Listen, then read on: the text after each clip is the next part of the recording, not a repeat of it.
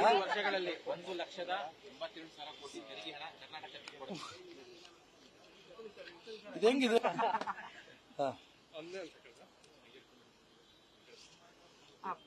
ಸಿದ್ದರಾಮಯ್ಯನವ್ರು ಏನ್ ಹೇಳಿದ್ರು? 1,87,000 ಕೋಟಿ 86. ತೆರಿಗೆ ಹಣ ಕಳೆದ 5 ವರ್ಷಗಳಲ್ಲಿ ಒಟ್ಟು ಬಂದಿದೆ. ನಾನು ಅವತ್ತಿಂದ ಹೇಳ್ತಾ ಇದ್ದೀನಿ, ಇವತ್ತು ಹೇಳ್ತೀನಿ, ಸಿದ್ದರಾಮಯ್ಯನವರು ಯಾವುದೇ ಕಾರಣಕ್ಕೂ ಕೂಡ ಲೋಕಸಭೆ ಚುನಾವಣೆ ಮುಂಚೆ ಶ್ವೇತಪತ್ರ ಹೊರಡಿಸಲ್ಲ. ನಂಬರ್ 1. ನಂಬರ್ 2, ಅವರೇನೋ 7ನೇ ತಾರೀಕೇನು ಧರಣಿ ಮಾಡ್ತೀನಿ ಅಂತ ಹೇಳಿರಲ್ಲ. ಧರಣಿ ಮಾಡ್ತಾರೆ ಅಂತ ಉದ್ದೇಶ ಏನು? ನಮಗೆ ದುಡ್ಡು ಕಡಿಮೆ ಆಗಿದೆ ಅಥವಾ ದುಡ್ಡು ಬಂದಿಲ್ಲ ಅಂತ. ಕೇಂದ್ರದಿಂದ ಏನು ಅನುದಾನಗಳು ನಮಗೆ ಬರಬೇಕು ಅದು ಬಂದಿಲ್ಲ ಅಂತ. ಅದಕ್ಕೋಸ್ಕರ ನಾನು ಹೇಳ್ತಾ ಇದ್ದೀನಿ, ಕೇಂದ್ರದಿಂದ UPA ಸರ್ಕಾರ ಇದ್ದಂತ ಸಂದರ್ಭದಲ್ಲಿ ಕರ್ನಾಟಕ ರಾಜ್ಯಕ್ಕೆ ಏನ್ ಬಂದಿದೆ, ನರೇಂದ್ರ ಮೋದಿ ಸರ್ಕಾರ ಬಂದ್ಮೇಲೆ ಕರ್ನಾಟಕ ರಾಜ್ಯಕ್ಕೆ ಏನ್ ಬಂದಿದೆ, ಇದಕ್ಕೆ ಶ್ವೇತಪತ್ರ ಹೊರಡಿಸ್ಲಿ. ಅದು ಬಿಟ್ಟು ರಾಜಕಾರಣ ಮಾಡಿಕೊಂಡು ನನ್ಗೆ ಅದು ಬಂದಿಲ್ಲ ಇದು ಬಂದಿಲ್ಲ ಅಂತ ಹೇಳ್ಕೊಂಡ್ರು ಯಾವ ಕಾರಣಕ್ಕೂ 7ನೇ ತಾರೀಕು ಇವ್ರು ಧರಣಿ ಹೋಗಬೇಕಾರೆ ಇಂತಿಂತ ಕಾರಣಕ್ಕೆ ನಾವು ಧರಣಿ ಕೂರ್ತಾ ಇದ್ದೀವಿ ಅಂತ ಇಡೀ ದೇಶದ ಜನ. ಯಾಕಂದ್ರೆ ಒಬ್ಬ ಮುಖ್ಯಮಂತ್ರಿ ಹೋಗಿ ಡೆಲ್ಲಿಲಿ ಧರಣಿ ಕೂರೋದು, ಒಬ್ಬ ಉಪಮುಖ್ಯಮಂತ್ರಿ ಹೋಗಿ ಧರಣಿ ಕೂರೋದು, ಇದು ನನಗೆ ಗೊತ್ತಿರೋ ಪ್ರಕಾರ ಇತ್ತೀಚೆಗೆ ನಡೆದಿಲ್ಲ. ಅದು ಆದ್ರೆ ಕರ್ನಾಟಕ ರಾಜ್ಯದ ಮಾನವನ್ನ ಹರಾಜು ಮಾಡ್ತಾರೆ. ಯಾವ ರೀತಿ? ಇವರು ಇವತ್ತೇನಾದ್ರು ಕೂಡ ಶ್ವೇತಪತ್ರವನ್ನು ಹೊರಡಿಸಿ ಕರ್ನಾಟಕ ರಾಜ್ಯಕ್ಕೆ ಇಷ್ಟಿಷ್ಟು ಅನ್ಯಾಯ ಆಗಿದೆ ಅಂತ ಹೇಳಿದ್ರೆ, ಮಾರನೇ ದಿನ ಕೇಂದ್ರ ಸರ್ಕಾರದಿಂದ ಉತ್ತರ ಬರುತ್ತೆ.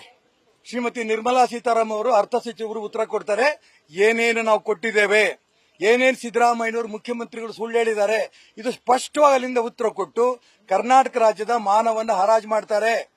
ಅದಕ್ಕೋಸ್ಕರ ನಾನು ಹೇಳ್ತೀನಿ, ಯಾವ ಕಾರಣಕ್ಕೂ ಕೂಡ ಇವರು 7ನೇ ತಾರೀಕು ಧರಣಿ ಕೂರಕ್ಕಿಂತ ಮುಂಚೆ ಇವರು ಶ್ವೇತಪತ್ರ ಹೊರಡಿಸ್ಲಿ.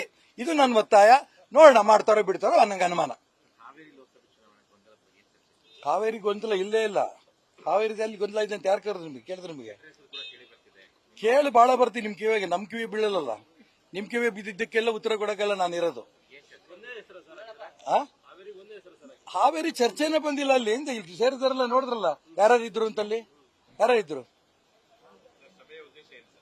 ಅಲ್ಲಿ ದಾವಣಗೆರೆಯಲ್ಲಿ 8ನೇ ತಾರೀಕು 9ನೇ ತಾರೀಕು ಮಾನ್ಯ ಅಮಿತ್ ಶಾ ಅವರು ಬರ್ತಾ ಇದ್ದಾರೆ. ಅದರ ಬಗ್ಗೆ ಕೂತು ದಾವಣಗೆರೆ ಪ್ರಮುಖರ ಜೊತೆ ಕೂತು ಚರ್ಚೆ ಮಾಡಿದೆ. ಇನ್ಯಾವುದು ವಿಶೇಷ ಇಲ್ಲ.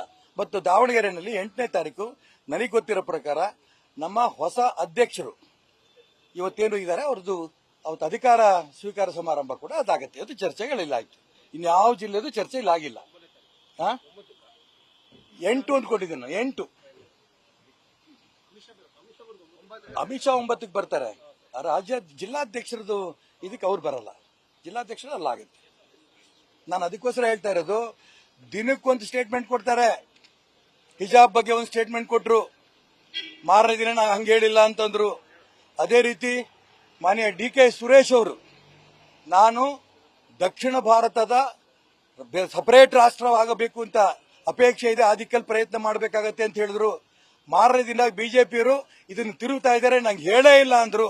ಈ ರೀತಿ ಸುಳ್ಳುಗಳನ್ನ ಹೇಳಿ ಕರ್ನಾಟಕ ರಾಜ್ಯ ಜನನ ದಾರಿ ತಪ್ಪಿಸೋದಕ್ಕೆ ಒಂದ್ ಕಡೆ DK ಶಿವಕುಮಾರ್, DK ಸುರೇಶ್, ಮತ್ತೊಂದ್ ಕಡೆ ಮಾನ್ಯ ಮುಖ್ಯಮಂತ್ರಿಗಳಾದ ಸಿದ್ದರಾಮಯ್ಯನವರು ಯಾವುದನ್ನು ತುಂಬಾ ಸ್ಪಷ್ಟವಾಗಿ ಹೇಳ್ಬಿಡ್ಲಿ. ಅವರು ನಾಳೆ ಕರ್ನಾಟಕ ರಾಜ್ಯದ ಮರ್ಯಾದೆ ತೆಗಿಬೇಡಿ.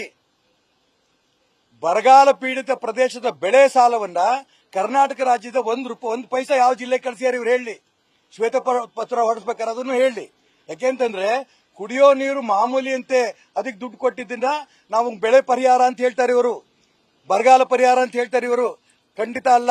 ಬೆಳೆ ಪರಿಹಾರಕ್ಕೆ ಕರ್ನಾಟಕ ರಾಜ್ಯ ಸರ್ಕಾರ ಯಾವ ಜಿಲ್ಲೆಗೆ ಎಷ್ಟೆಷ್ಟು ಹಣವನ್ನು ಬಿಡುಗಡೆ ಮಾಡಿದಿರಿ ಇದನ್ನ ಹೇಳಿ ಅವರು, ಅವಾಗ ಅದಕ್ಕೆ ಉತ್ತರವನ್ನು ನಾವು ಕೊಡ್ತೀವಿ. ನ್ಯೂಸ್ ಫಸ್ಟ್, ನಿರ್ಭೀತಿಯಿಂದ ನಿಮ್ಮ ಪರವಾಗಿ.